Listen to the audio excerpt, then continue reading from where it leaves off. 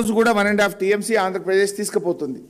ఈ నిమిషానికి ఈ రోజు కూడా పర్ డే 1.5 టీఎంసీ ఆంధ్రప్రదేశ్ తీసుకుపోతుంది. ఈఎన్సీ గారి లేఖ ప్రకారమే ఇవాళటికే ఆంధ్రప్రదేశ్ తన కోటాకు మించి 16 టీఎంసీల నీళ్ళు ఇప్పటికే తీసుకుపోయింది. అదనంగా 16 టీఎంసీలు తీసుకుపోయింది. ఈ రోజు కూడా నీళ్లు పోతా ఉన్నాయి. మరి రేపు మన పరిస్థితి ఏంది? మన రాష్ట్ర పరిస్థితి ఏంది? రేపు హైదరాబాద్ మంచినీళ్ళకి ఇబ్బంది రాదా? రేపు మా నల్లగొండ, ఖమ్మం, మా మహబూబ్ నగర్ రేపు పంటలు ఏం కావాలి? మా కల్వకుర్తి కింద పంటలు ఉన్నాయి, నాగార్జున సాగర్ ఎడమకాలం కింద పంటలు ఉన్నాయి, ఏఎంఆర్ ఎస్ఎల్బీసీ కింద నల్లగొండలో పంటలు ఉన్నాయి. ఈ పంటలన్నీ ఏం కావాలి? దక్షిణ తెలంగాణకు రేపు మున్సిపాలిటీలకు, గ్రామాలకు, రేపు ప్రజలకు త్రాగునీళ్ళు వద్దా? మీకు బాధ్యత లేదా? ఇంత పట్టింపు లేని రాజకీయం ఏంది?